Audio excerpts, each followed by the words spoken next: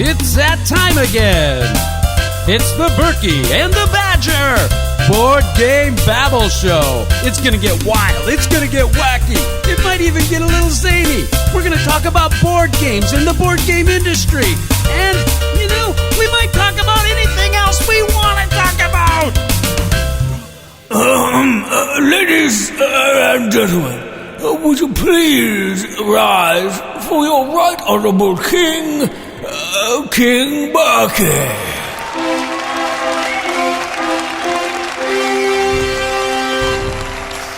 Yeah, baby, because that's the way we roll on Berkey and Badger. But, hello, fellow Babbleites. Welcome to the Kingdom of Babblot with my wonderful kingdom and the court gesture, Sir Doublet.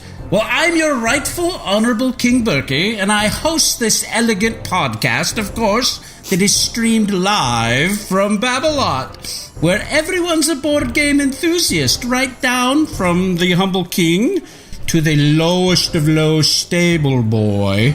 Speaking of stable boys, Sir Barry, how are you today in Babblot? Oh, I'm very well, thank you very much. I just picked up a load of crap. A load of crap? From the stable? Did you pick up the crap from the stable? I picked up the crap that was thrown on the floor by the bikers that came riding through Babblot, well, south end of Babblot, at lightning speed, due to the fact that I don't know, it was a tour of something, a tour of France, I don't know. A tour of crap. Yeah, a tour of crap, but it was it was loads of bikes come through my stable, and I had to clear up all their bottles that they were throwing everywhere, and there was water splashes everywhere. I don't know what's going on there. French bikers. Thankfully, I live in the remote cut part of Babblot, and I don't have to endure that. You're so lucky. So, hello everybody, and welcome to episode 69, as we like to say in France here. 69. My favorite number. Number 9. Number 9. It was the year I was almost born. 69. Okay. In the show, we will have a quick recap of all the things that have been happening in Babblot.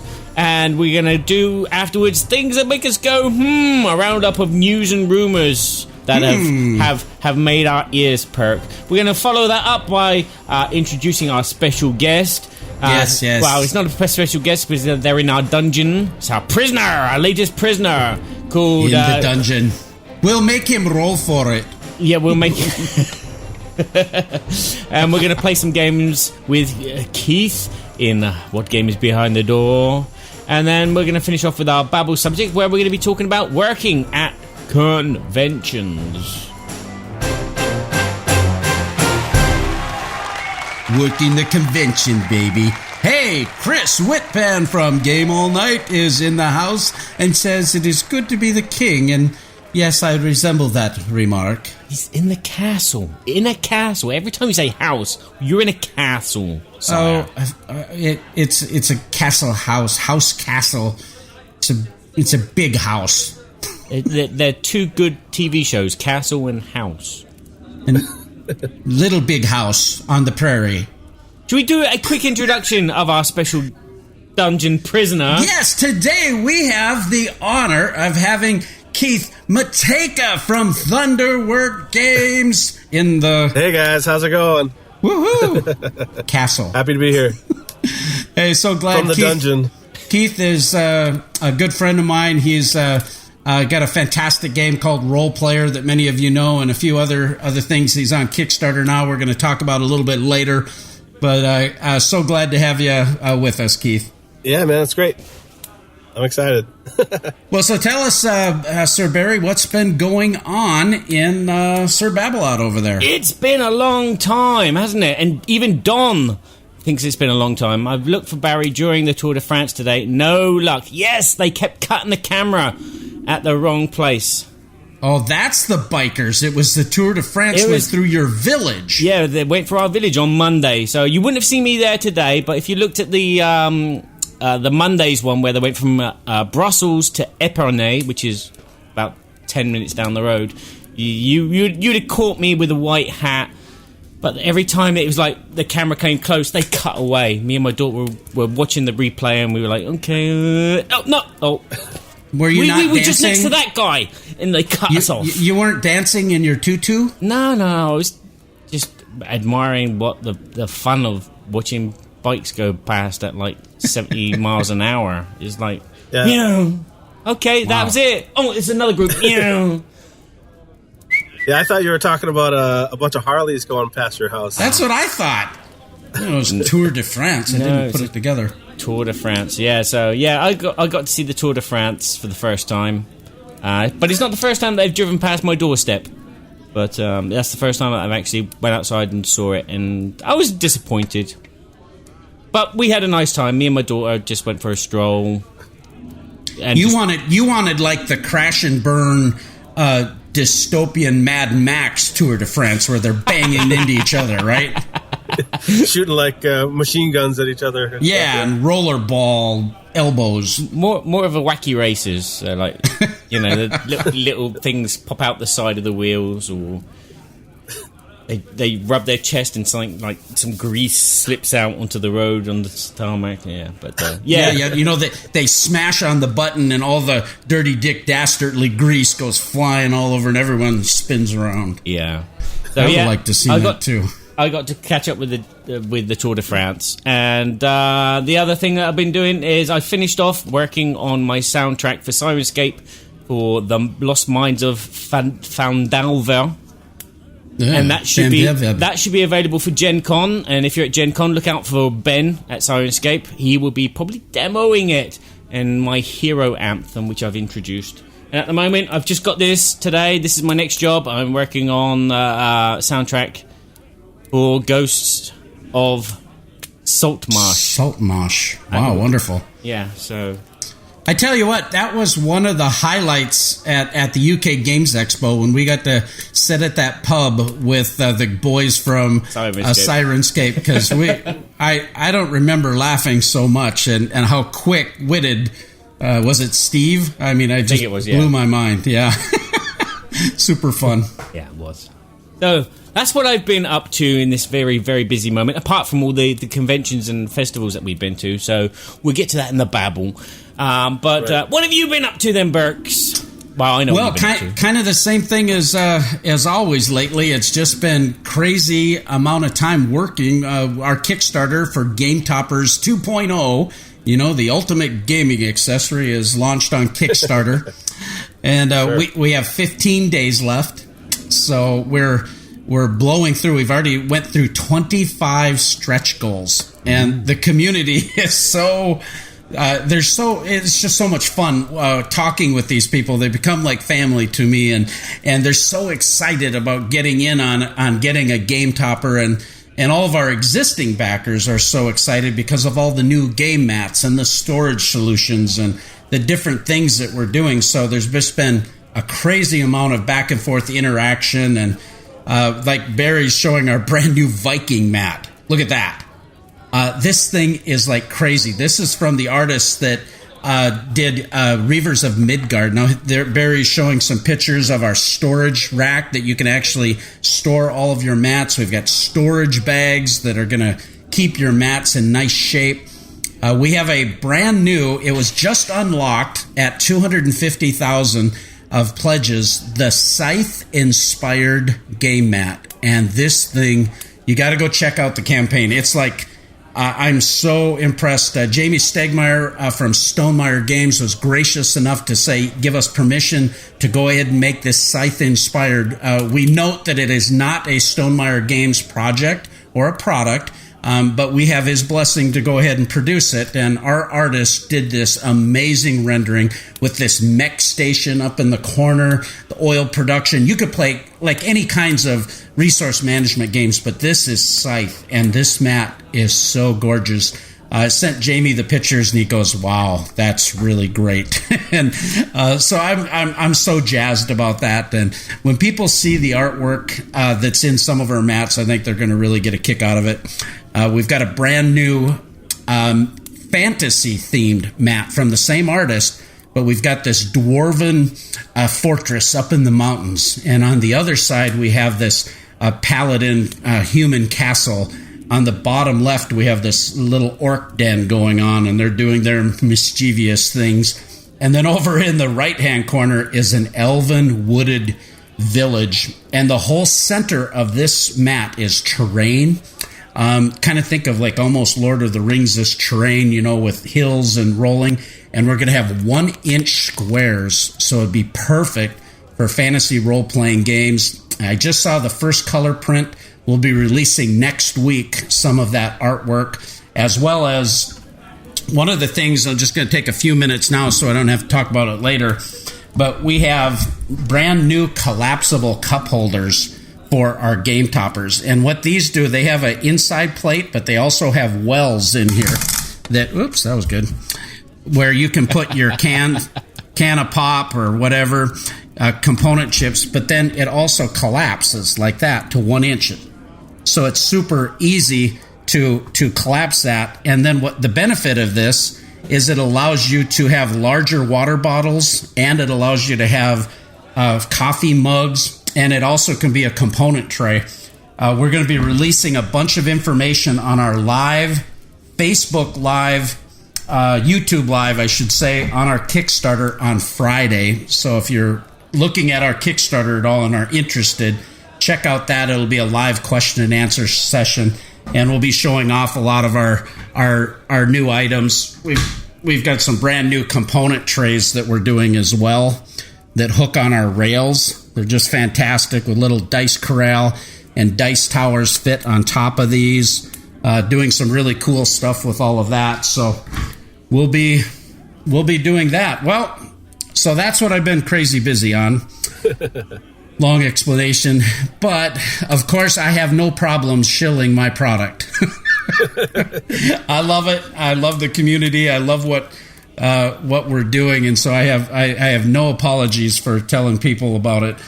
But we, right in the middle of it, at a last minute decision, I decided to go to Dice Tower Con.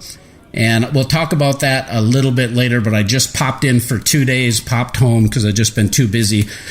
Because we're out of stock of all of our product, I wasn't able to do anything as far as a vendor there, but very exciting, good stuff happening there too. So that's what I've been up to. That's cool, man. For definitely running a Kickstarter campaign is a lot of work, and but there's a lot of rewarding elements to it for sure.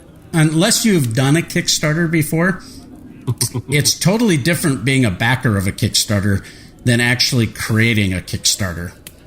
For sure. Yeah, I mean, there's a ton of work that goes into not only doing the planning and doing the product development and then getting the page ready. I mean, that's a huge amount of work. And you've got your plan set, and figuring out things like shipping and fulfillment and manufacturing well ahead of time. I mean, it's probably even more of a challenge on your side because there's so much machining that has to happen, whereas there's a lot of a board game punch board kind of is a board game punch board. You don't have do a ton of research and doing lots of tests with that kind of stuff.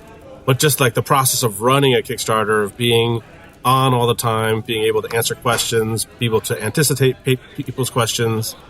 And trying to communicate in the, after once you're a creator and you start getting feedback, you start to see a trend of certain things that people are interested in. And so you need to update the FAQs so that you can help streamline the process of answering that well for people.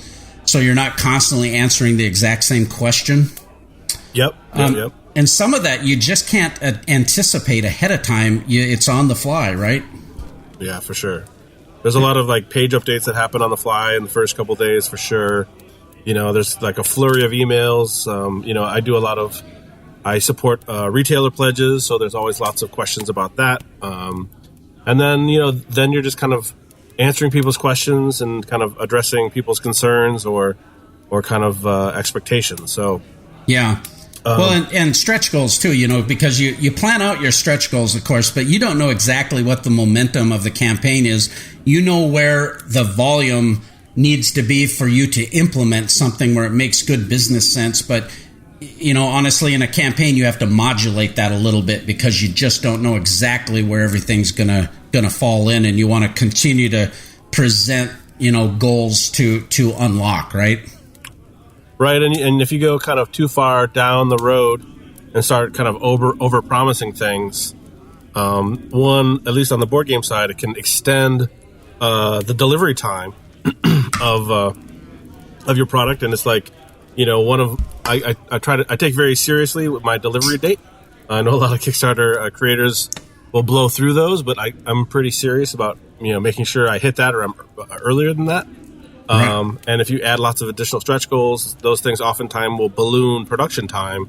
So you got to be careful with that. And then financially, like adding a million things to a board game box, can get people into trouble financially and make basically you lose all your money making the thing you promised to do. So right, it's an interesting balance and figuring out what kind of things are interesting to people and what kind of things are viable that aren't going to impact your finances and that aren't going to impact your schedule. So I just say it's a tricky equation to figure out. Like interesting, still within budget, still within schedule. Like those three roads meet is where like the stretch goals come from, and that's sometimes that's an elusive equation. Yeah, and I think you're like I am. You want to do everything you can to accommodate people's desires and wishes. So you listen thoughtfully to feedback, but just because somebody wants a thing doesn't necessarily mean that it makes sense to do a thing. And because it's much more complicated than just, well, can we make it?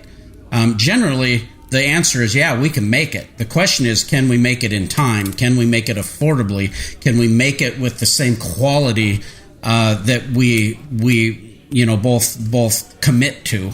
And I think that's a key delineation. And so while sometimes that's disappointing when people don't get what they want, it's like there's always reasons. It's not that we don't want to give people what they want. It's just not always perfect, right?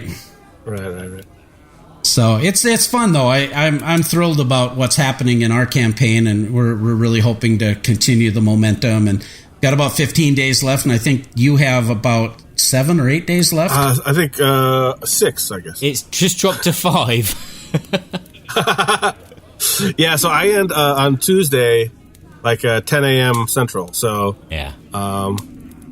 So I'm in the last week of the campaign. It's been going really, really well. This is it's looking like this will be my most successful campaign, so that's super exciting. And it shows like the love for role player, is still there, and people are still excited about new content for it. So yeah, it's cool, man. I'm excited. Well, I always love now we're talking about Kickstarter stuff. We're all totally off track, but your Thunderworks has been one of my favorite games. I really enjoy it. I just love dice manipulation. I love that kind of variable player abilities on each of these cards, where it just provides some unique characteristics for each one. The game is different every time. The new Minions expansion I own is I love that, adding that just little bit extra to go take on the big bad guy. Yeah. So the new expansion is called Fiends and Familiars. And for role player, and there's a bunch of, when you're designing expansions, there's like lots of different things to keep in mind, and some of the more important things to me are like addressing some of the things that people have been maybe wanting, and then going deeper into the things that already exist, more variety, more options, and then but also kind of giving people more interesting decision points without extending the length of the game. I think that's. Oftentimes an expansion can kind of blow out like the game length, and like I'm pretty sensitive to that kind of stuff. Like if a game overstays its welcome, even if it's good, like I'll be less likely to play it because there's a certain like going back to equations, like fun versus time invested. And if just maintaining a reasonable play length and adding decisions and kind of shoring up maybe some of the areas of the game that people aren't as engaged with, like injecting some interesting decision points at those points. So, yeah. What are some things that are new in the expansion? Sure. So, there's a new set of dice. So there's 15 new dice in the bag. They are they're unique in which they count as 2 different colors. So in role player, the color of the dice is really important. These are all there's 6 different colors in the game. There's actually 7, but the 7th is just for getting gold, like money. There's 6 core colors in the game, so there's basically 1 of each combination of 2 colors. So each die counts as 2 separate colors, which gives you some advantages and flexibility. But the detriment on those dice is that they only go between 1 and 4, so they don't have the 2 highest values. So those are called split dice. They're a simple addition to the game. You just throw them in the bag, but they create a lot of more interesting decisions. And then it adds familiars, which is like an additional player board that has 3 slots for dice, like an extra.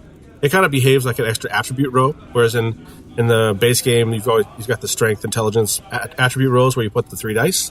This one gives you another row that's unique to you. So, and that is your familiar, and he's got a unique player power. So you're going to be placing 3 additional dice every game, and because we're adding more dice, but we don't want to extend the length of the game.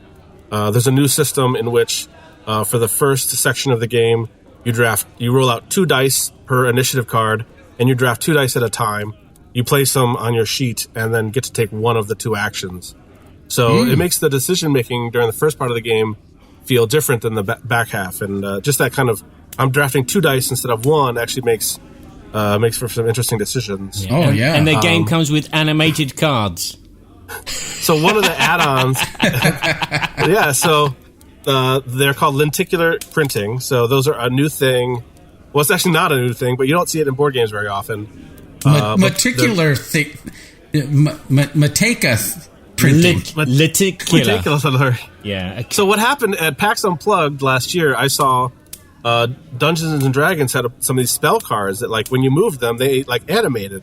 Oh, cool. For your like magic missile or whatever. And I was like, these are awesome. I would love to like make a bunch of these for my role player game. So that's basically what I'm doing. Oh wow. So they're a $15 add-on. They're like basically an animated version of the monsters that are already in the other 2 games, but they have new abilities. So those are like, I think I'm really excited about them. I think they're cool. Yeah. The special ability is scare the crap out of your kids. This dragon's breathing fire at you. So as you're moving them, they show the different characters or different movement.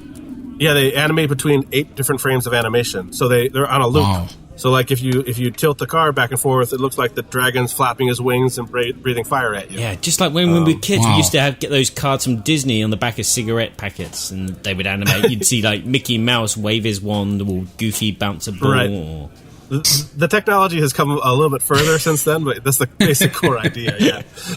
Kabuki Kid and Don are talking about, Don just picked up the game, loves it, and Kabuki Kid is a backer of the expansion. She asks, she made a comment about one of the things that's really cool, and I love this when creators do this, is now we have a bigger box so we can get everything in it, because I had a heck of a time just getting minions in my main box. Yeah, so that's that's a comment I've gotten. Like, I hope are you going to do another expansion? I don't think I'm going to be able to fit this in the box. I'm like, well, I am going to do another expansion, so I guess I got to do a bigger box. Yeah. So, there's kind of the regular retail box, and then I offered like what I'm calling the big box that has new artwork on it, and it's much taller, and you can basically fit the entire both expansions and the base game in one box. Yeah. So that's what Chief Brody should have done. He should have got a bigger boat for Jaws 2.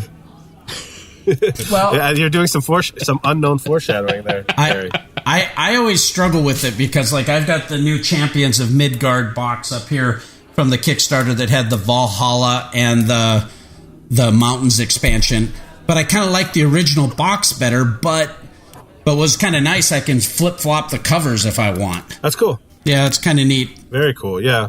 So the campaign going well.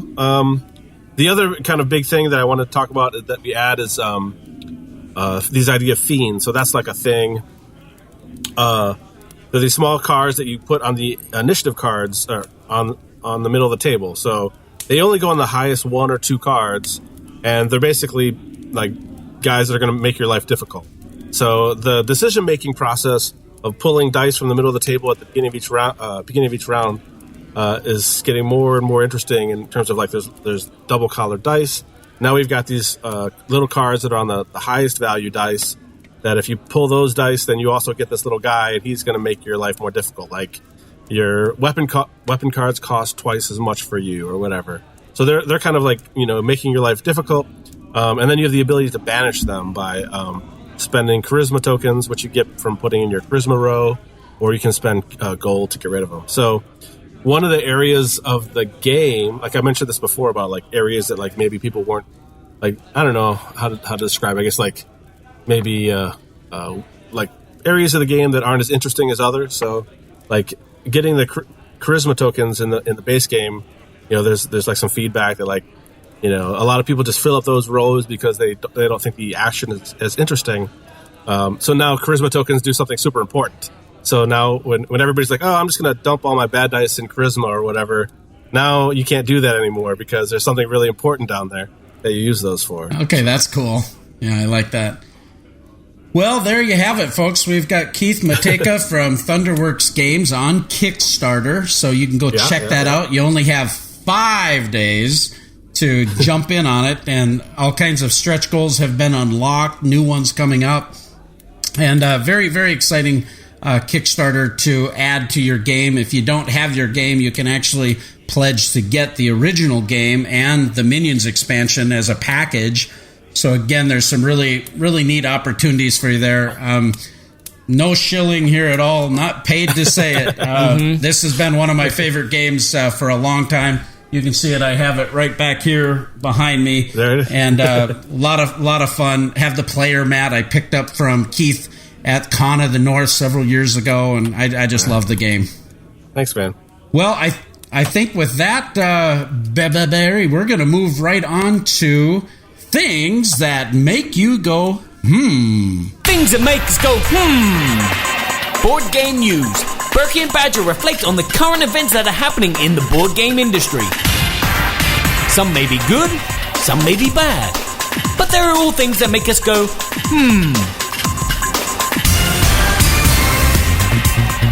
Things that make you go, So we got Ben Lunch is in the house, and Rick Ortloff is in the castle. We just need your squire to arrive, Scott Olden. Scott Scott. Olden. He'll come. Scott. Sorry. Great Scott. Great Scott. Google Hangout is playing up. I'm sorry, screen sharing is mucking up my camera, and I've got it's locked on me, the camera. Yeah, just stop it. Just lock on you. Everybody wants to see your brilliant head anyway. Yeah. So, what things have been making you go, my royalness? Me? I'm going to go first. Wonderful. Yeah. Well, things that make me go home. I looked at. There's all kinds of stuff happening in the news. It seems like every time there's a convention, there's always something happening around that convention activity that hits social stuff. Honestly, I try to ignore most of it because I just don't have time for it. And when it starts getting negative, I just don't have time for it. And I understand people deeply care about different issues, and that's wonderful and great for everybody else. But for me, it just kind of weighs me down. So I tend not to pay much attention. I don't know exactly how to take this bit of news. I found out about it just at Dice Tower Con, and I'm really curious what other people think about this, because I think there's probably a lot of different perspectives. I have my own personal feeling about it, but one of the things we found out is the Dice Tower Convention, which has been going down in Orlando, Florida, I believe for 8 years, has been run by Patrick Havert and his crew and family members and so forth. But this has always been a separate event for Patrick to hold Dice Tower Con. This was not an official Dice Tower branded convention that the Dice Tower crew ran. That is now changing. Tom Vassell has decided he wants to manage the convention as a Dice Tower property, which is a breakaway from the current setup. Well, Patrick made a statement. It seemed like they were very disappointed. They put a lot of effort and time into this. In my opinion, I think they've run a fantastic convention. Dice Tower Con has always been probably one of my favorite smaller conventions. That and BGG Con are my two favorite small conventions. And I have a hard time deciding which one I like better because they all have their benefits. I love the resort that Dice Tower Con is at now. Such a wonderful, inviting place for families. And, I'd hit the hot tub every morning out of the pool. And Liar. gotta love it. So I'm selfish that way. But anyway, that was interesting. Made me go, There's a lot of feedback and comments about it. The Dice Tower Convention Facebook group has now been changed to Escape Winter Convention, meaning they are going to hold a convention, but do it in the winter time, which for me is like, yeah, baby. I mean, for me, February and March are unbearable sometimes in Minnesota. And for me to be able to go down to Florida when it's 20 below zero up here, I'm thrilled. I'm all in. I love that idea. July is the last time on earth that I want to go down to Florida. But at the same point, that convention's been wonderful. Now, shifting gears from that thought, we've got the other thought. The Dice Tower is now going to be managing it and running to a different venue. It appears that it might be a little bit smaller now going, at least initially. And some people are really thrilled about that. They felt like it had become less intimate, and they liked the smaller, intimate setting. I'm really curious what people think about this. For me, it's just, What are your thoughts? Well, having never been to Dice Tower Con, I couldn't really give you an opinion. I mean, at the end of the day, there are famous bands that have downsized and changed. Instead of playing like the big sellout concerts, they prefer playing the more intimate, smaller venues. I mean, I think I've never been to Dice Tower Con, but if they moved it, if there was a convention down there that was a reasonable size in the middle of the winter, I'd be more interested in going. Yeah. I'm not that far from Berkey, so yeah. But there is a convention in his area called Con of the North that I go to that it would be a shame if it was a conflict there. But that's a good point. In terms of like the kind of like Tom and his crew wanting to have more control over something that has like his property's name on it, I kind of get that, but I guess it would be cool if there was like, it was more of a collaborative or cooperative kind of, let's work out a way to kind of like transfer the rights, but still have that dude involved with the future planning of the event or whatever. But from the way you made it sounded like that it's just not going to happen that way. So yeah, that's from all indications that there's been a definite split now.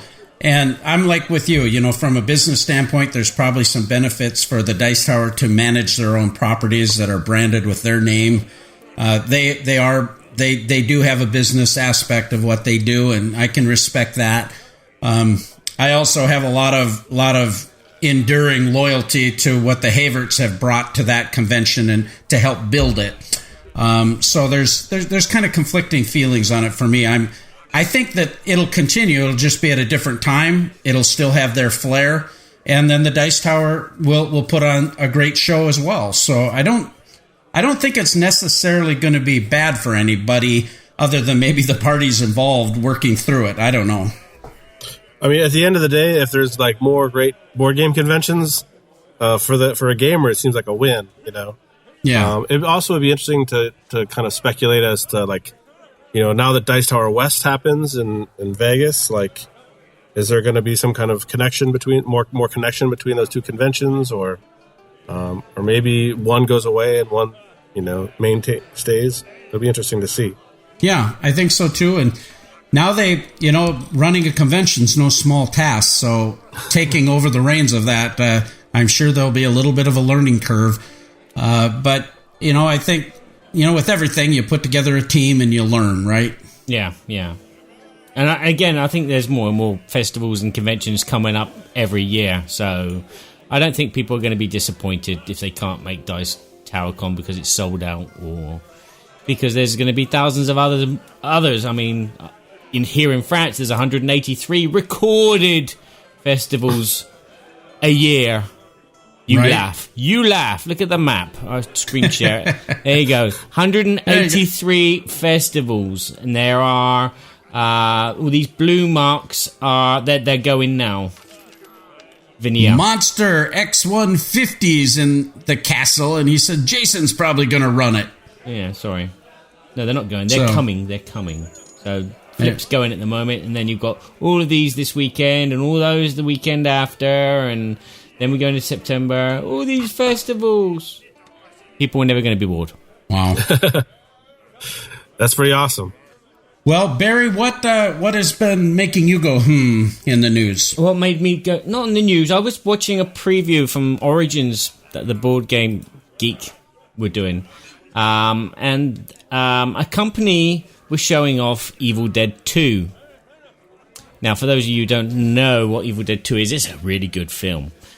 Number one. And number two, it was a Kickstarter which happened about a couple of years ago. It funded successfully, and it was basically to get a game which resembles the actual film.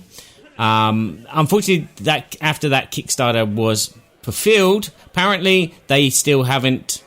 No, sorry, they haven't fulfilled. After they funded, they still haven't fulfilled, and apparently something happened with that company. And this other company's come in, and they were showing off the new version. They're picking up the rights for the Evil Dead game, and they are bringing it back to Kickstarter to help fulfill the first Kickstarter, from what I can gather.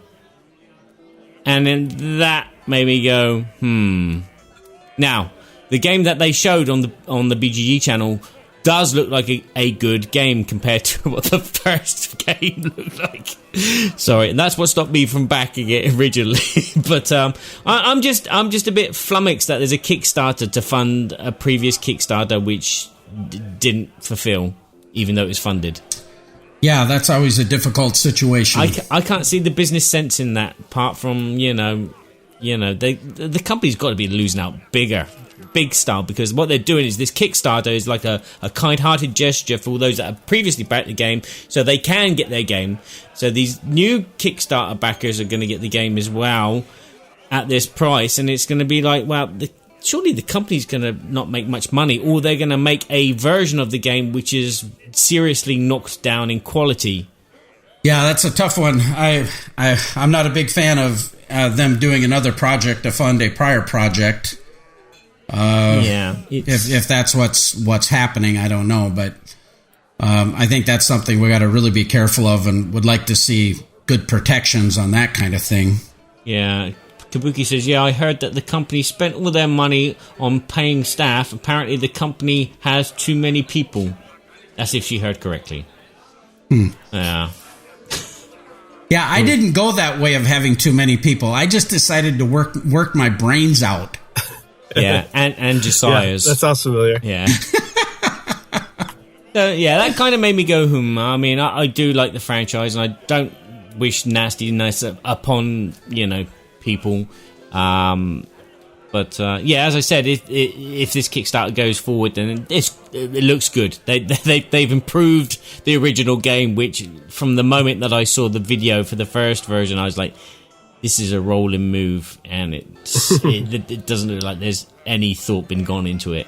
But this version does look a lot better, and I wish them luck, but I'm just confused over how it's going to work, and what kind of business sense, and if it's going to blast this company into smithereens or shoot them into the stars. Yeah, I say caution. Yeah. That's what I say. I don't know enough about it, but that makes me pause. Okay. Well, I think we're going to move on to our next segment, What Game is Behind the Door? But before we do that, we're going to talk about our fantastic sponsor, Arcane Wonders. Many of you know I've been involved with Arcane Wonders for many years, right from the beginning with Sheriff of Nottingham. I got to tell you, this year, the Arcane Wonders has some amazing titles, and they're all hitting at the right time this year for them, their production cycle. They've got a new game out right now called Air, Land, and Sea. Fantastic little tactical card game where you have 3 different zones and you're constantly moving back and forth between this. I was able to get this. This is a 2-player game, and it takes about 20 minutes. I don't know if you can see that all there okay. Really nice art. I was able to demo this game. I only got to do the full demo. I played a full round of it, or a full game of it. It only, it was 15 minutes. It was easy to teach, really easy to play. Really enjoyed the choices that you had to make, and for that type of quick game that you just have a couple people that you want to sit down, really a great little package. I think it's really great. But they have a new game out called Volcanic Isle. Volcanic Isle.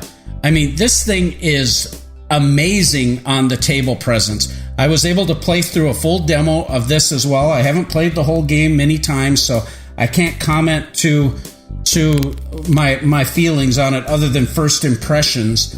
But the way this thing looks on the table is fantastic, and the amount of choices. You're running around, you're collecting these little zones, you have to build up these totems, and when you build them there, you have to have one of your guys there, and then you have to expand to build a hut, and you're trying to control these other places. So there's this exploration, there's a little bit of a race going to it, and the production is just really fantastic. I think that's going to have a lot of appeal to people. But there's 2 other titles real quick I want to just talk about. They picked up the rights to publish Smartphone. It was being played everywhere. It was in the hot games area at Dice Tower Con, being played on Game Toppers. It was fantastic. People were really excited about the game. They enjoyed it. I haven't been able to play it yet, but all I hear from everybody I saw playing it and others folks is really excited about this particular property being produced by Arcane Wonders. Lastly, this is a game that I have a little more experience with because I was involved in a little bit of the early playtesting, and it's the brand new game from Arcane Wonders called Dragon Scales. This is a Richard Launius game. I gotta tell you, the art on this thing looks fantastic. They've included several different components in the game now with some miniatures that look just fantastic. The gameplay has been refined. It's basically a revisiting of Dragon Rampage, and they've made a lot of streamlined movements in there to make that work really well cooperatively, but there's this cooperative element, but kind of an overall winner and crazy fun. I'm so grateful to see this hitting Gen Con this year, Dragon Scales. So anyway, Arcane Wonders has a lot going on this year. Check them out at arcanewonders.com. Wow, they certainly do. There's a lot of stuff I didn't know about. You never told me. Just came out, just released. All new press releases.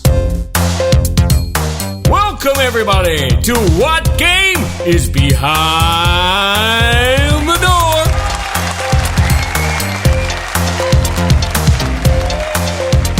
In this segment, will we put in our special guest to the test by asking them 3 questions. Questions like, what was the last game that they purchased? What is the game they're most excited about getting? And what is their favorite game right now? Berkey and Badger will have to figure out what these answers are by asking questions in particular styles.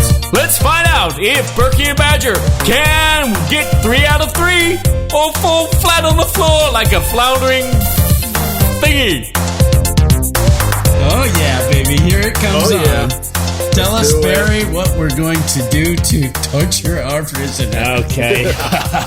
To get his get out of jail free card, he's going to need to pick our brains and beat us. We're going to ask 3 questions, all board game related, and obviously you guys at home can play along, and using guys in the chat, we better shrink the chat down so we can't cheat. So if we don't answer your questions in the chat, sorry.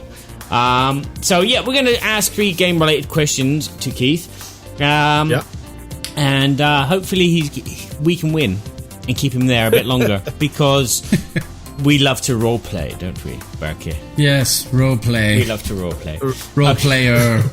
Hey, So our first question is, what is the last game that Keith purchased? We're going to do this in a kind of 20 question style, where we will both ask a question. Keith will answer yes or no. But what we're going to do is, to make this shorter, instead of asking 20 questions, he's going to give us a component moment in between each of our questions. He's going to show us one component. And I'm ready. yeah, he's ready. One thing only, please. Yeah. I'm not ready because I've got no paper and pen. I don't have a pen either. I'm going to have to remember things. I can't remember anything right now. It's been so long since we did this, chap. Ugh. Right, I'm gonna have to write it. I'm gonna have to write it on the UK Games Expo Awards. There's one over there. I'll be right back. You be right back. I can cut all this out in the audio mix, but unfortunately, Kabuki's gonna have to put some nice comments in the box, and I'm gonna have to flick the camera because the camera is not switching by itself. Ah, curse you, Google. I just watched Ralph Wrecks the Internet as well. So it's like, Oh yeah. It's on Netflix, right? no, we go out and we buy discs. What? And we stick them in our disc player and watch them. That doesn't make any sense to me. I know. I was arguing. Nothing he says makes sense. I was arguing with Scott Alden and Lance Meixter and Richard Ham about this. It was like, I don't go out, I don't watch and stream Game of Thrones Season 8. I wait for the disc to come out so I can watch it over and over again. I pay one price. I can watch it as many times as I want. Whenever I want. I agree with Kabuki Kid. Oh, you're looking at the chat, you cheater. Well, we haven't started yet. Oh, right, okay. Right. You guys sound old. Yeah, what are you, like 32? I'm 41. You're 41. You are Wow. young. I wonder if the chat has any idea how old Berkey is. Your special guest has no idea, so No. Yeah, nobody knows. No, I do.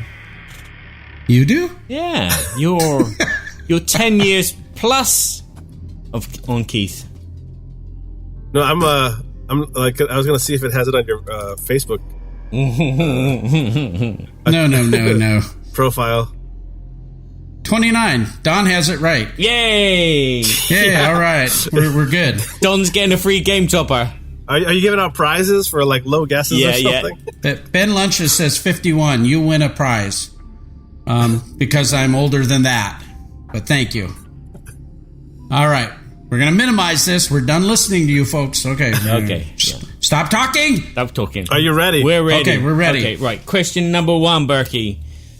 Yes. My favorite question. Is it in the size of a Ticket to Ride box? No. No. No Ticket to Ride. Okay. So when do I do components? After my After question. we both ask a question. Okay. Okay, right. So my question is this a family style game? No. No. Okay, right. Not a family style game. So now it's component Not moment. a family style game. Number Not 1. a family. Are you ready? Yes. You're against family style games? Is that what you're saying? Well, I mean, I just assume a family style game means like, it goes down to like 8 years old or something like that. Yeah, easy to get into. Yeah. Okay. This is the component. Can you see that? It's Looks like there's a little cowboy hat. Tom Vassell and hat. And it's on top of a X-Acto knife. The X-Acto knife does not come with the game. Oh. I was going to It's a surgery game about like X-Acto. Operation. Wow. So there you go. There's your component. Okay. Okay, I didn't get the Kickstarter version. I have the regular version, but maybe it comes. That's probably a first player market for Western Legends. Is that an official guess? That's an official guess. The answer is no. No. Okay. Oh, crap. I'm going to go with... I'm trying to think Indiana Jones hats. I'm going to go with... But it was blue. Yeah. There's probably a player colour. Is it the new El Dorado? No. Ooh, that's a good guess. That is a good guess. Okay. Question number 2. Hats. Wow. Question number 2. Is this a worker placement game? No. Does this game have a Western theme? No. Okay, so it's definitely Indiana Jones then. Component number 2. Here we go. So this is a token. Snitch. Oh, yes. I think I know what this could be. Snitch and bribe. Is Oh. this the flying frog game? What's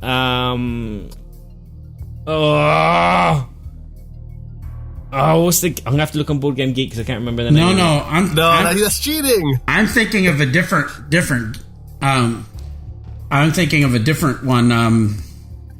There's like 3 games. Like Portal's got like Lucky Duck has Chronicles of Crime, but that's different. Yep. And then there's a Portal has the detective, and then there's another. It's one of our it's an affiliate. Arcane Wonders. No. I get it. I just talked to him. I didn't. It's right on the front cover. It's like a detective game. I don't know if I remember the name of it now. Fortune and Glory. It is not Fortune and Glory. Okay. It's Van Riders. AJ. Detectives of the West or something. Am I supposed to answer that question? Yeah. Am I on the right track? You are on the right track. Ooh. Okay, I don't know the name. I don't know the name. I saw it. I didn't get a chance to play it. It looked really cool. Okay, question number 3. In this game, are you a detective? Yes.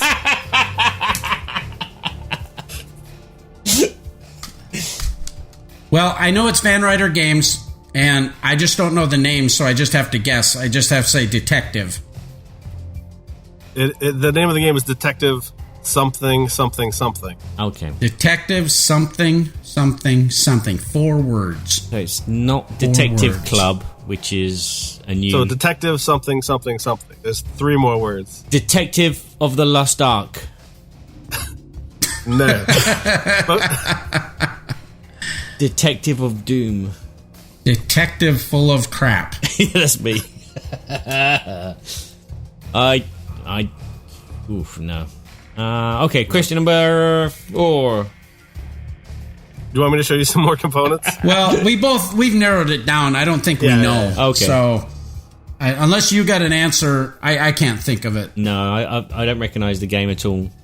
I think we're going to get a half a point here, though. That's all I can say. Do you want me to just tell you what it is? Yeah, just tell us what it is. It is Detective City of Angels. So, like, here's a nice Vincent Dutray card illustration. And it's got a bunch of cases that come in these boxes per case. So this is for the first one called Blood on the Pier. All right. Oh, wow. So yeah, it's a one versus many detective game where one person is the chisel, the other person are detectives, and the chisel's trying to like not give away too much information, and the detectives are trying to solve the case. And there's like each case has its own little box with its own characters and its own little evidence cards and stuff. It's super cool. Check it out. Okay, that sounds good. Huh. Yeah, that's fantastic. Yeah, I looked at it, and I love those guys at Van Ryder. I just didn't have time, had to sit down, but yeah, wonderful. Yeah, nobody got it on the chat. Don't. They should go. Yeah, you pipped everyone. Western Legends Lego. That's a good game, Don. Yeah, so the little hats are like if you find like if you interrogate somebody, you can choose to spend your hats on them, and you basically kind of like you rough them up, and you have like some influence over them for a short period of time. So that's what those I can see where you're going with the Chronicles of Crime now, Berkey. Yeah. There's kind of 3 detective games, like Detective from Portal, Yep. Chronicles of Crime, and this new one. So the AJ's, I Actually, Evan is the designer, and this was a Kickstarter only game. It looks like they're going to do another expansion for it on Kickstarter in September. So, and he's going to have copies at Gen Con too. So it's we definitely need to check that out. You guys haven't got Detective Club over there yet, which is a kind of like Dixit, where you got to solve crimes with the cards. No. There's like Spy Club. There's Spy Club, yeah. No, it's not. Which is the Renegade game or Foxtrot or whatever. Yeah. Okay. I was just spitballing there. I was doing some spitballing there, boy.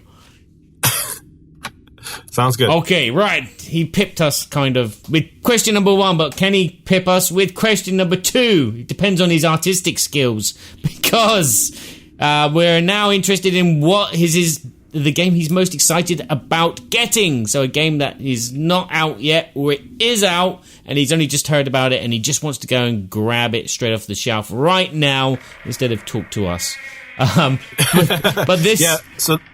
This time it's going to be a drawing competition. He's going to draw a picture for us. Have you already drawn one, Keith, or are you drawing? Yeah, I pre-drew it. Oh, wait. Just, save a little time. No, we'll describe it to you, podcast listeners. And see if... So this is a game that came out recently, and clues. I just ordered it. It's supposed to be delivered to my house later today, so I'm super excited about it. It could be at any time. Ding dong. It could be on my doorstep right now. Okay. Are you ready? Yes, we're ready. Everybody's getting it. That's a good clue. I don't think this is particularly challenging, but we'll try. All right. It's Jaws. What a game. Yeah. He's basically drawn the cover of the poster. So yeah, there's a stick man in the water with. You're supposed to draw this out, Berkey. You're the king of drawing stuff out. It was easy. It was just too easy. You wanted to win, right, so but I didn't explain it. Yes, I know. I should have explained it. There's a great big shark head there going up to eat the swimmer. That's it. We've lost 27 subscribers because of that. Well, I wanted to play. I didn't get a chance. What's new? I didn't get a chance to guess it. Oh, you didn't even tell me what it was. Not fair, man. Right. You're on timeout, Berkey. Yeah. Come on, all right. I need a timeout. Right.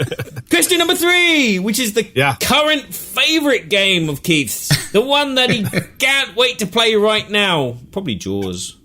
Probably. But anyway, but the game he's been playing a lot and the game he's dreaming about right now. Right. And we're going to do this in a different style again. He's going to give us 5 one-word clues, giving us a nice little pause in between each one so we can try and guess which this game is. So, take it away, Keith, with word number 1. Word number 1 is vacation. Can't spell. Vacation. Yeah, you have to spell it holiday. Yeah, I spell it holiday. Oh, yeah. Yeah, it's vacation. HOL. Okay. Yeah, Madonna says it's a holiday, and she doesn't say vacation. So this is the Chevy Chase movie game. Vacation. If we took a vacation. You ready to move on to the next one here, gentlemen? No. Oh, sorry, I was stuck in the music world there. Vacation. I'm going to say no. I'm going to move on. All right, number 2. Moving right along. Was it Heroes? We could be heroes. Just one day. Vacation and heroes. Vacation. Heroes on a vacation. That sounds familiar. This is his favorite game. Okay, this is his current favorite game that he's really excited about. Okay, number 3. Number 3 is procedural. Procedural. Percy the Drill. Oh, that just got doctoral. Procedural. So there's procedures on vacation. Bah. Oh, it's the maze game. There's a maze game where the heroes got to get themselves out of the supermarket. Oh, Escape. Escape, the board game. Negative. No. All right. Yeah. Word number 4 is fantasy. Fantasy, vacation. Yeah, but you don't normally get like a boring game which has got heroes in it. on vacation with just like office clerks. Maybe smartphones got boring heroes in it. Magic Maze. That's the game I was thinking of. Magic Maze. No. Okay. I wonder why he said vacation. I think he's throwing us off. Vacation doesn't have anything to do with anything. It's when he's on vacation he plays this game. Yeah. Yeah, I'm gonna say role player. No. All right. Although that was an excellent choice. Yes, of course. Are you ready? The last one, ready? Yeah, go on. Yep, ready. App-driven. App-driven heroes. Okay, Mansions of Madness, 2nd edition. No. Remember the fourth word was fantasy. Yeah. I guess that is fantastical. Yeah, you're right. It's Cthulhu, but okay. Vacation holidays. There's the Star Wars Fantasy. one. There's the Lord of the Rings one. What else has got an app? Seventh Continent's got an app. Chronicles of Crime's got an app. Sheriff of Nottingham's got an app. Plug. Yeah, we just I already guessed, but I think we just played this, Barry. Yeah. At Paul Grogan's. Oh. The Lord of the Rings one. They're not on holiday. Yeah, they are. What's the name? What's the name of the game? What, the Lord of the Rings? Journeys into Middle Earth. Whatever. No, it's not that. That is it. Yeah, it is. On vacation. Forget about this stupid vacation. Or they're going on a journey. Yeah, they're going on a journey. Yeah, so Bilbo's always journeys on a into journey. Middle Earth. That's the answer. Yeah. That is the answer. Yes. That is the answer. We cheated, but we're not going to pretend we didn't cheat because we got half of the first one right. That means we won one. We won half of both of the other ones. Gives us a total of 2 wins to 1 loss. We win. You stay in the dungeon and eat crackers. This dungeon has crackers? This is like way better than the last dungeon I was in. Yeah, but you don't know what's on the crackers. I'll take my chances. You think that's pate? That's not pate. So, why have you been playing this game a bucket load, and why do you love it so much? Well, it's like I love the. I like the app-driven stuff. I know there's some people that are like they don't want their electronics in their games, but for me, like a lot of it is like I love the narrative element of it. I love the atmospheric music that comes along with an app-driven game. I like the variable setup. Like I've played some of the adventures 2-3 times, and like they feel different enough that it keeps me engaged. Yeah. I think the card play and deck, like in between adventure deck building mechanic is compelling but simple. And I've also, I spend a lot of time working on new games, whether it be publishing or designing. And every once in a long time, I decide to like bust out some paints and paint up a couple of miniatures and summon my Rob, my inside Rob, to Rob color Orban, my world. So like. Yeah, so I've been like painting up some of these guys, like some of these little figures from it or whatever. Oh, so, cool. Nice. Yeah. So I've, it's like when I'm not playing the game, I'm like working on some of the figures, and there's not a ton of figures, so it's like it's not going to take me forever. So Yeah. So I'm like thinking about playing it, but I'm also been kind of painting up the dollies, as they say. Yeah, that's this year. Next year, when 7 expansions have come out, there's going to be a shed load of minis. A shed load. A shed load. I like that. Yes. We'll have to. Yeah, that was. I gotta buy a bigger shed, I guess. Gonna need a bigger shed. Need a new shed. That was one of the things that I noticed when I was playing the game. Is the music? It was like different all the time. We were sat at the table for nearly 2 hours, and it was just like constantly changing. And I was just like, "That's what I want to do." Yeah. Yeah, we should talk. Yeah, it was great. We should talk. So there you go. Well, congratulations, guys. Yeah. Thank you. That's our segment, What Game is Behind the Door? And we're going to move right on into the Babble topic. It's time for the Babble, Babble, Babble, Babble, Babble, Babble, Babble, Babble, Babble, Babble, Babble, Berkey and Badger's Board Game Babble.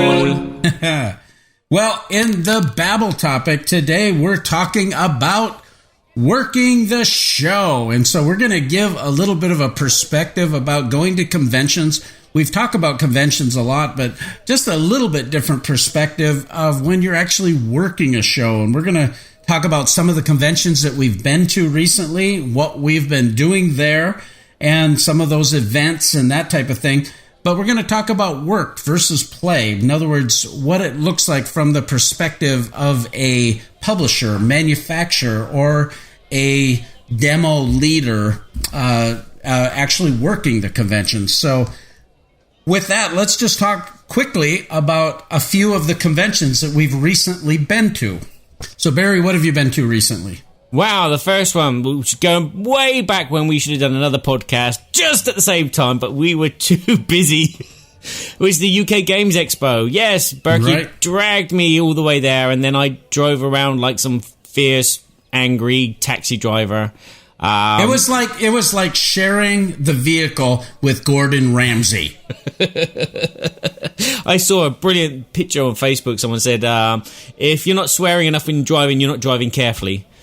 Yeah, I can agree with that. So yeah, we went to the UK Expo. We were demoing the Game Toppers there. We didn't play much. We played a bit at Paul Grogan's house. And in the evenings after the show, we were just so knackered, or you went off to the spa. And poor Josiah went to go afterwards, and it was always closed for some reason. I don't know. Yeah, poor kid. Yeah, poor kid. He tried to make it, but they closed it at 9 o'clock, and that was by the time we got back to the hotel a lot of times. So. Yeah. So, yeah, it was hard work. It was busy all the time. You're on your feet. You're moving around. You're looking around. You're getting interest. You're getting people say, oh, wow, you did a really good soundtrack for that game. Thank you. It's like... but yeah, people were impressed, I think, with the... So I'm going off topic here, I think. Yeah, a little bit. But so you basically we'll just quickly talk about where we've been, what we did there, and then we'll come back to talk about working the conventions. Okay. But so we were both at the UK Games Expo. I recently just got back from the Origins Game Fair, where we actually have worked out a 3-year sponsorship with Origins, where we actually tricked out 145 tables in the boardroom, the board game library, with 3mm premium neoprene mats. It was spectacular. People loved it. We had a great big 10-foot inflatable top hat above our booth. Keith, you were at Origins as well. I was, yes. We had like a 10 by 20 foot booth. It's the second time I've exhibited at that show. The first time I was there, I shared a booth with Eduardo Baraf, and so I kind of had half a booth. This time, I had kind of a twice as big booth, and I brought like 8 people with me. So we had a demo table in the demo room where people could walk up and try any of the latest Thunderworks stuff that's coming out, like Cartographers or Lockup or some role player stuff. And then I had a nice one of the smaller tables and kind of the full-size 6-foot with the table topper on it. Yeah, you had the big Holmes game topper, and then you had the Lestrade 36 by 36 game topper, yeah. He's the expert, right? Yeah. And they looked great, and ran demos and sold a lot of games, and was very tired. And then, Barry, I just recently just came back from Dice Tower Con, and again, I had a great time. I was only there 2 days, but all I did was they have the hot games area where they have 8 game toppers set up, and a couple publishers had their game toppers with. But all I did was put on my top hat and walked around that area and handed out Kickstarter cards. But basically, everybody was just coming up to me, either thanking me for being producing the product because they were current backers, or new people saying, hey, I'm just in the campaign. And so without hardly having a booth, I had a booth and had great interactions with people. And I got to spend some time with and have a few business meetings with some publishers and different things too. So it was really a wonderful time. But Barry, you've also been to several convention One. festivals, Yes. correct? I've been to one, which is Paris Ludic. Again, that was the weekend that's just passed. It's a weekend outdoor event where all the French, Belgian publishers, I think there was a couple of German publishers there as well. And actually I was quite surprised to see Cool Mini or Not were there, and Colossal Games were there as well, but they were all just outside in their little canopy tents, demoing games. And I was just a visitor, going around, catching up with friends and talking to future clients who want soundtracks. So, yeah. In very hot weather. It was like 90s, high 90s for you guys. It was like 39 degrees, 38 degrees in Paris at that time. And humid? It wasn't humid, it was just scorching hot. Just hot. So the cardboard holds up okay in the heat? Yeah. The plastic didn't melt. That's interactive gaming. That's interactive gaming. You got to keep moving though, because when that sun comes peeking through and starts burning your bum crack, you got to move your chair. Your bum crack. Burning your bum crack. Yeah, that's a new hashtag. Nobody puts sun cream there, do they? You know, but you walk past a gaming table and you see someone bending over the table and their bum crack sticking out, and it's like, that's gonna burn, baby, burn. There are like dedicated bum crack, like cream That's like people walking around, spraying people's bum cracks. Yeah, there was. That's like Chris Miller's. What do they call it? Yeah, something. Yeah. So there you go. That's the highlight. Well, okay, so we're going to a lot of conventions.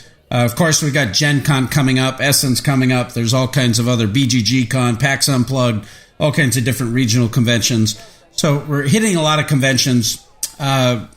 Keith, of course, you're a publisher now, so you are having to coordinate a lot of additional things than when you went as just an attendee, correct?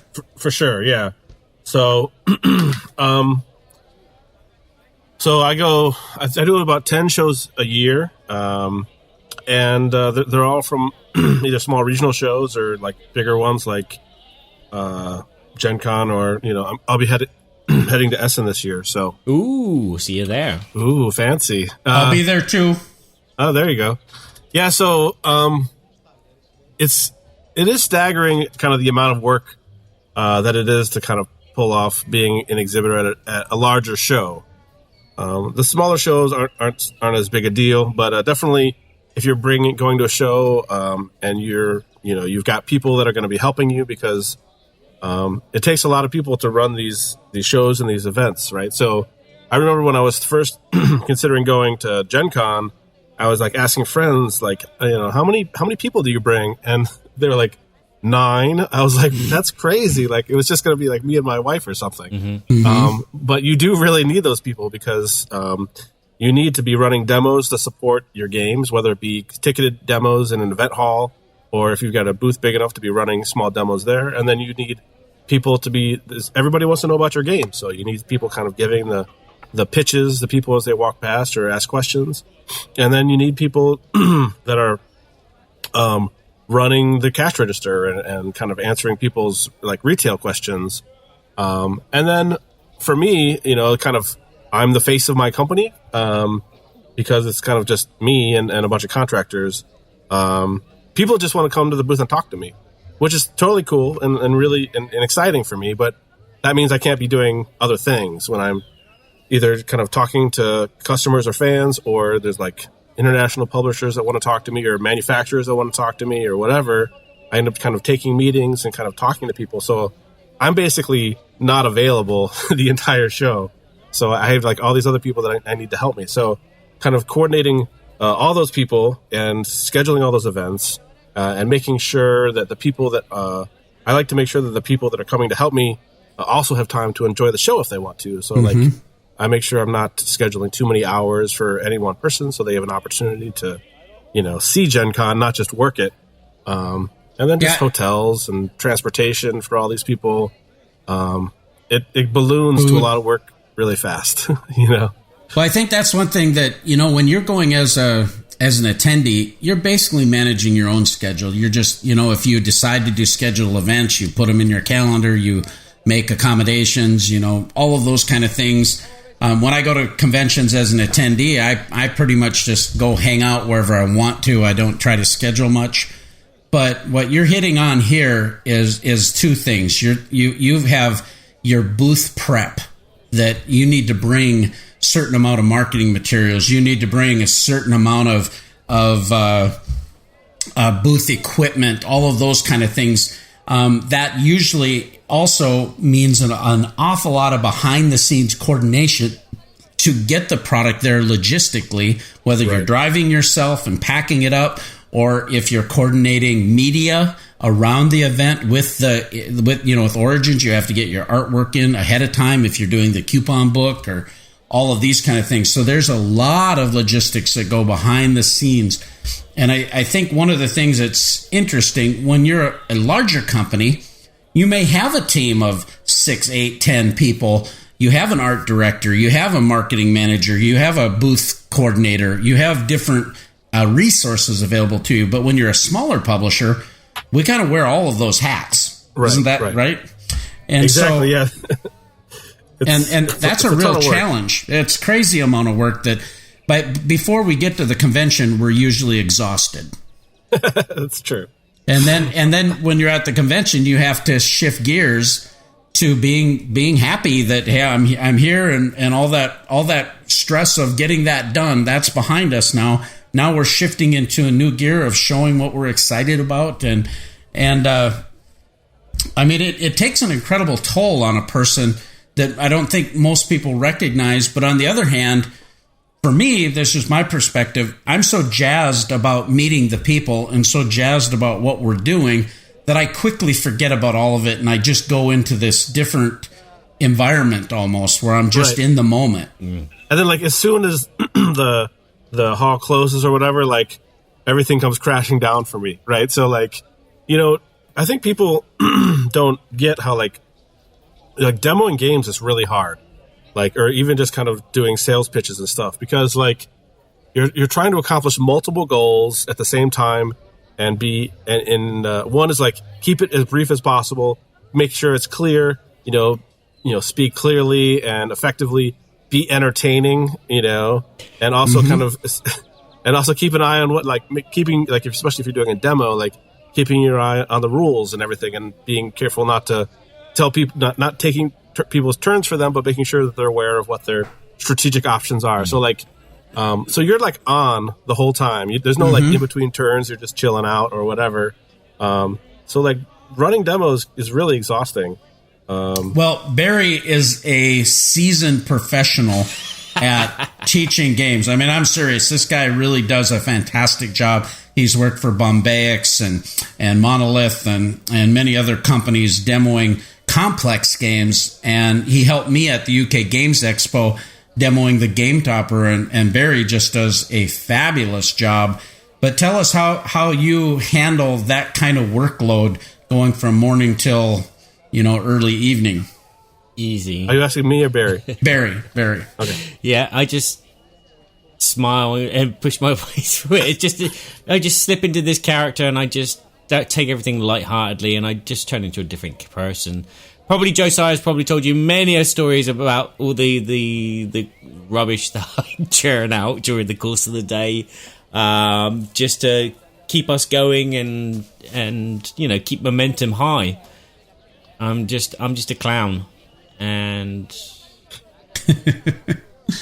well, there's something about that though, Keith. You hit on it. You kind of run a little bit on an adrenaline high because you gear up for it, because you're okay. I'm here for a reason, and I want to do my best job. I want to bring something for my backers, for my potential backers, that is exciting for them, and so I care about them having a good experience. When people are excited to come and talk to me, and it's like, if I don't like have the same level of excitement, I'm just going to let them down, So, like, this is their 5 minutes or whatever to talk to you or ask whatever question. They don't care that you've been answering that same question 20 times that day already or whatever. Like, and there's an opportunity to fail that person there, and I don't want to be that guy. Yeah, that's such a great point, because it's even with media type things. We're a very small channel, but we've had people come up to us and they feel as if they know us because they've listened to us. Right. So they feel that they're connected to us, even though we might not have personal relationship. But then there's that moment where that can be developed, and I relish those moments. I look forward to those backers coming and interacting and taking a picture. Just at Dice Tower Con, we had this family came over and they backed on Kickstarter Game Topper's first generation. And they were so happy. They're actually buying a second Game Topper, and their daughter was about 8 years old. She's just gleaming. She goes, "Yeah, this is the guy that makes our topper." And she just got all excited. And so we're talking, and I asked her how she liked it. And I said, "Would you like to take a picture? Would you like to wear my top hat?" And she got she got this big smile on her face, and she wore the top hat. And she had one of those moments. It's just a small thing, but she had a moment that means something, and I love those opportunities. That's my favorite part of the show. Like when you make a connection with a fan, or you make a connection with somebody, or you demo game it and you can just see how much they really like what they're doing, and they seem to like what you created. It's hard to beat that, really. It feels really good. I just enjoy the interaction. I think that's what keeps me going. I prefer demoing stuff to people, because then I'm in my world. I know everything. I know. Yeah. Whereas if I'm going around demoing other people's games, it's constant learning of rules and everything. So most of my events are spent just talking to people I know, people I don't know, and I just enjoy it. And I mean, I'm not a big hotshot celebrity, that gets stopped every 5 seconds. But, I'm sure you get stopped sometimes, though, right? Like, very rarely, If I saw you in the hallway, I'd stop you. That's very kind. I was like, "You're that goofball from the Dice Tower."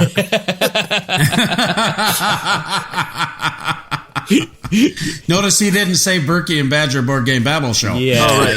Sorry. Yeah. You're the podcast guy. Yeah. You can stay in the dungeon and rot for all I care. I need some more crackers. I'm running up. Pate.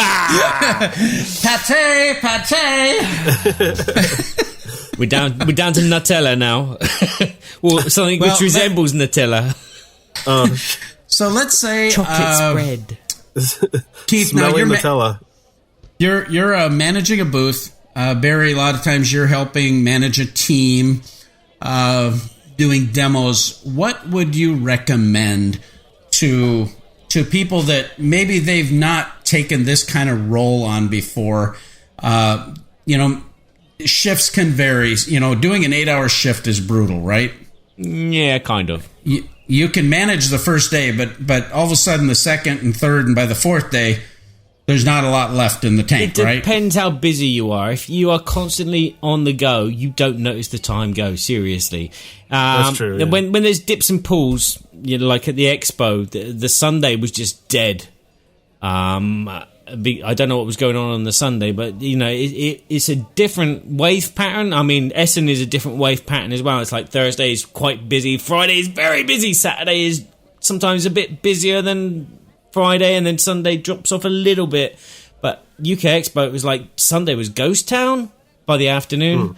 And it was like I'm twiddling my thumbs, and that's when you start feeling the drag, the lull, and your body starts to go, "Oh, I need to go home." Right. But if you're on the go all 8 hours, 4 days a week, you don't feel it, you don't notice it. Especially someone like me who just thrives on the adrenaline of making people aware of this over here, and this is how it works, and throwing in stupid jokes and having people laugh at you and they go, "Ha ha, I am actually funny." For me, it's like when it's happening, I'm on, but as soon as like I'm able to kind of let down a little bit, then I just run out of energy real quick. Yeah, it's like a balloon that deflates really, really quickly when you stop. Yeah. So what would you recommend to somebody that's coming to be a demoer, for instance, for your team the first time, and maybe they have a reasonable shift pattern where 4-hour shifts a day or something like that? Just make sure that they they fill themselves up properly beforehand, and then when they have their break, make sure that they're emptying themselves and filling themselves back up, and just being aware of everything, and being aware of the other team members and learning from them as well, because you pick up bits and pieces from different people. You know, you might have a way of teaching a game, but someone else might have a quicker way of teaching, or they might use a word which is different, which is a lot more easy to communicate for a certain group of players. So it's you transform your spiel as you go. I mean, I noticed it with Game Toppers. I know nothing about Game Toppers. I can't sell a Game Topper because for me, it's all about the sensation of sitting at it and it's comfy. That's my sale tactic. Get a Game Topper. It's comfy. That's it. Well, I think what kind of happens too, like what playing on what you just said, is you develop somewhat of a chant, almost like an auctioneer.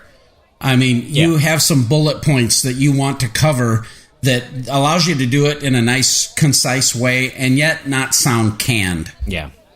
You know, because you want to be authentic with questions and not just be on your spiel. And not be repetitive robot repeating the same thing. I can't repeat. I'm an improviser. I just go off the script all the time. So Right.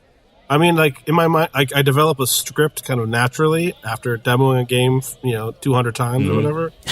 But every game is different, right? So, like, as soon as, like, somebody's, like, looking at something, I can tell they're curious about that. So then, like, I go off script to like, to answer that question, to get them focused on the part that I'm trying to teach or whatever. So, like, I think when you go to a show to demo a game, I mean, it seems obvious, but, like, you should really know that game inside and out, and then maybe have practice teaching it to a couple friends, at least before the show. A lot of companies don't do that, though. A lot of companies will teach you the day before when you get to the hotel, and it's like, right, you've got to learn this game. Boom.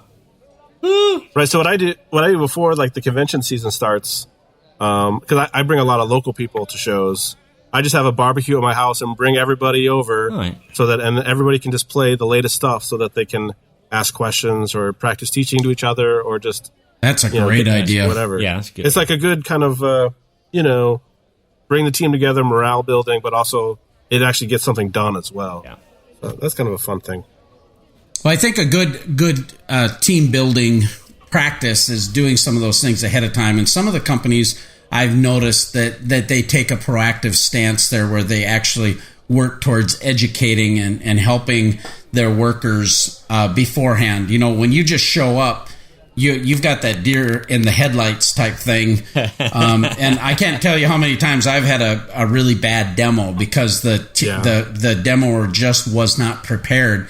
And I don't blame them solely. I think there's a culpability there with the manufacturer should be making sure that their demos know how to demo the game. That's their responsibility to empower them. And then secondly, the demoer has to take some responsibility too. They're not there to waste the publisher's time that's being gracious to bring them in to help.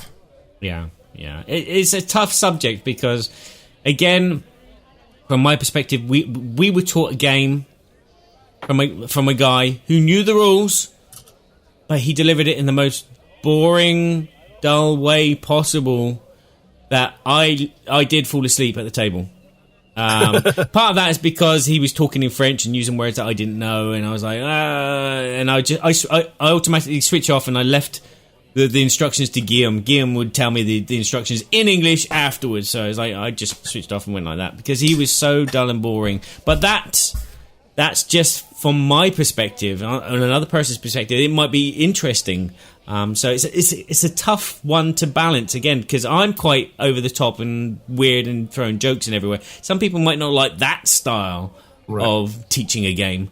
So I think different people like to be taught games differently. Yeah, it's a balancer. You have those that are very intense and intellectual about the process, and those that are there for entertainment and the fun factor. Yeah, and you got to gauge that. Yeah, I think the classic example is like there's the guy who wants to know all the rules before they take the first turn, and the guy that wants to like get started as soon as possible and learn as they go. And if you've got those two different people at the table that want to learn the game different ways, like somebody's going to lose there. Right? Yeah. Well, I think that's let me ask you this question just as a publisher. This This is less of, an individual preparing themselves for what they're going to come into. But I know you had Tim Vining helping you at Origins, and Tim is just this. He's fantastic. I love Tim to death. He's such a good people person and does so many things so well. He's just an asset to the community, right? He is. But what do you do to vet, if you will? For Game Toppers, I'm very concerned that we're giving the right information to people. So I have a fairly high standard of what I expect from my workers. So I go through a little bit of a vetting process. Now, of course, I let down my standard entirely by having Barry help. Right. Big mistake. But do you do that as well to find out if there's the right personality fit, the right communication skill? Most of the people that I have demoing from me are my friends, or they're people I've known for a while. So and they genuinely want the best for my company and want to be a part of the process. And of the people that I know, I try to identify people who might be interested in helping. I haven't gotten to the point in which I needed so many people, it went past the people that I know. But I can imagine that being a potential problem for sure. If hey, I need 20 people to run demos and I don't know where I'm going to get them from, then I probably would start hitting up people I know online and kind of cherry picking people instead of doing a submission and vetting process that way. Yeah. I know Envoy Vincent has a crew of people that help do demos, and I think he's gone through a little bit of a process to make sure that the envoys are credible. But you still have that learning curve of a new product. Right. And then, I'm also, there's probably a little bit of trial and error. So if I find somebody, I want to try them out, bring them out to a small show, help out. And then if I don't think they do a great job, I find somebody else for the next show. Mm. Mm-hmm. Yeah, you could always go around and just hire Chaz Marler, Rodney Smith, and yep, that's easy. Yeah. I tried hiring Scott Alden to do some booth help one day, but just didn't quite work out. He wanted to. He said he really, really wanted to, but just couldn't do it. Seriously. But seriously. Okay. No. Oh. Surely I jest. Yeah. Hopefully Scott remembers to hire me for cans. Well, what couple of little things, too, I think I would mention about working a convention is you have to take care of yourself in a different way. You can't stay out all night long playing games when you have to be ready for the next day. And so you got to go into a convention that you're working with a different mindset. It's not about you and your entertainment as much. If you get that opportunity, wonderful. But you have to I've got this guy, his name is Kelly Hughes, who is a professor at a college in Alexandria. He has the summers off. He's an Envoy person. He helps a local game store. But in the summers, he helps me at the conventions. He was at Origins. He'll be at Gen Con. Well, this guy, he's a workhorse, man. He just goes to town. And I said, well, you can take some time. He goes, no, I'm here to work. I'm here because his frame of mind is, that's why I'm here. So he's able to do that and be content because he went into it that I'm not going to a convention so I can have a good time and then the work is in the way. He's there. No, I'm here to work. And if I have a good time, that's great. And if I blow my mouth off with some prawns dipped in horseradish sauce, that's okay. You didn't like those St. Elmo's shrimp, huh? Didn't know. Yeah, so I've got some guys like Tim. You mentioned I kind of give people the opportunity to take time and enjoy the show on their own. But there's at least a couple of my guys that are I'm here to work. I want to help you out. I don't want to. They're not so excited about walking the floor and doing lots of events. They're more interested in selling games and telling people about Thunderworks stuff. So if people want to do that, it's awesome. But it's not something I don't think it's a requirement to work in my booth. But it's appreciated, Yeah. I just mean when you have made a commitment to a publisher, if you're working someone's booth, you've made an arrangement, you got to give them your all and go into it, I think, with a little different mindset, because that, if you're there because, I just got somebody to get me a ticket so I can go to the convention and I have to work, but I'm really there for the convention, it's probably not the best mindset. While you want to let people enjoy themselves, of course, but I'm just saying, if you're the worker, if you go into that mindset, how can I serve this publisher? They've brought me in.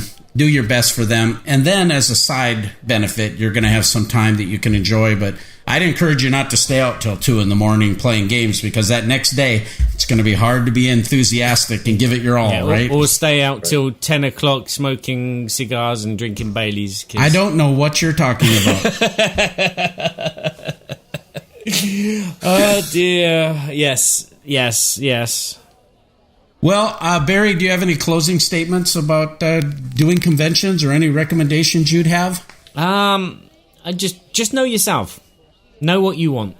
Know what you can do. I mean, if you like just going to conventions and playing games, then go to conventions and play games. If you like enlightening people about a product, a game, or you like a publisher and you want to help, sell their games, then go along and help out. I mean, yes, you get the advantage of maybe getting a copy at the end of the show when it's all finished, but at the end of the day, it's that interaction with other people and seeing their eyes light up when you show them something or give them a strategy to a game which they've played maybe the previous first version of, but this new version is like, oh wow, that's interesting. Yeah. So for me, it's that, and then I just stay at the stand all day, and the world comes to me. Oh look, there's what's his name, Bruno Catala. He's come over to say hello. Yeah, that's awesome. How about you, Keith? I mean, I would say working at a show is super fun. It's definitely a different experience than just going to a show and playing.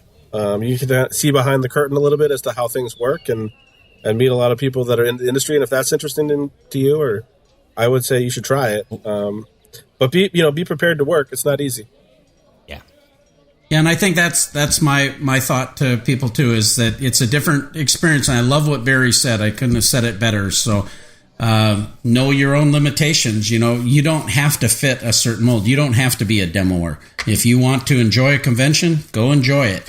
If you like doing that, and you do have, I know Chris Whitpan, for instance, and his wife Sharon, they work for Capstone Games a lot, and I know Clay has come to count on them and rely on them because they just do a great job, but they really enjoy that aspect. But I don't think they generally work 8 hours. They generally do 4-hour shifts, and that feels within their limitation or whatever, where hey, we'll do a really good job if we do it like this. And so kind of learn that aspect. And I don't think there's any failure in trying.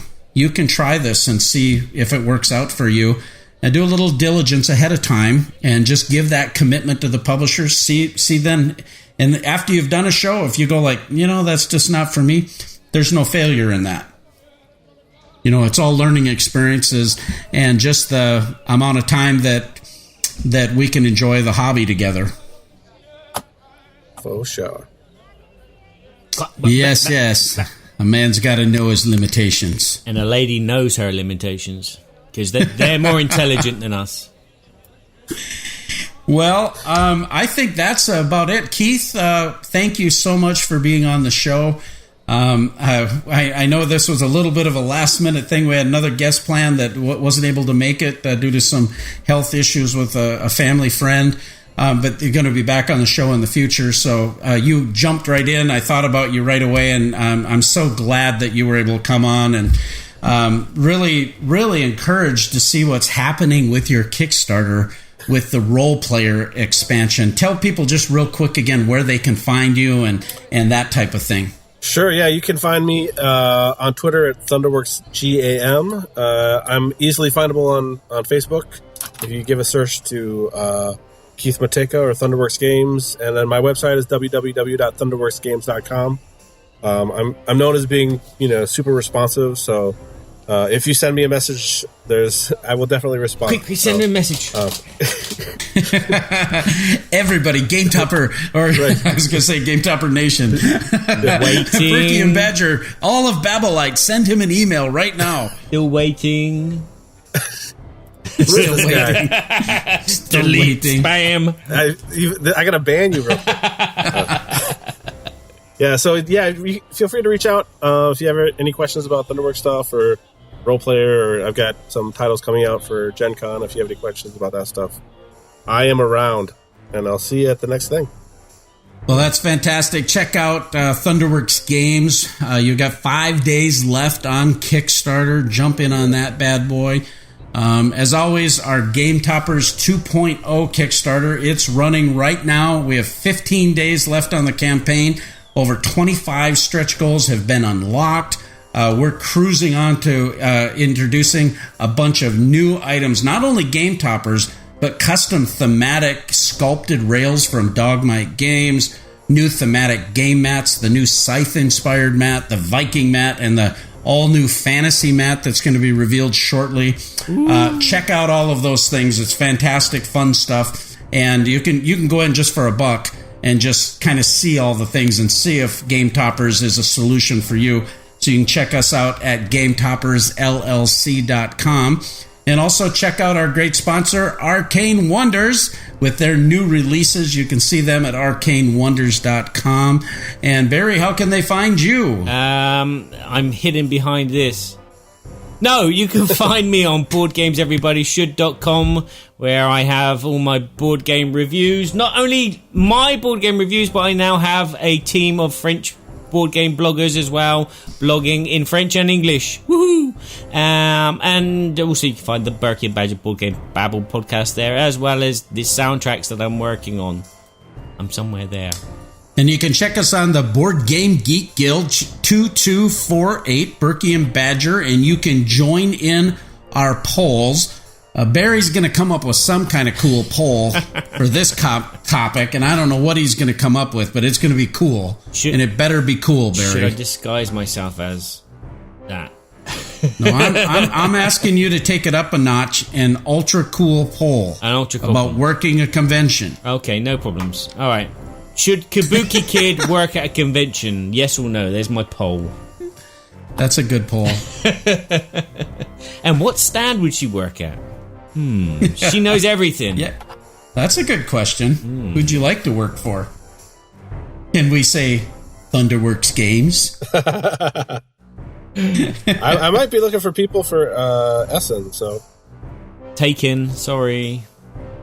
I definitely need some help with some people at Essen as well. Taken, sorry. You can renegotiate the contract. Yeah, that's right. I'm taking my game topper as well, so... If you come and work at my booth, you get some crackers for free. Oh, wow! With Nutella! Yay! With pate. Well, if you want Nutella, you have to pay me. Okay. That's the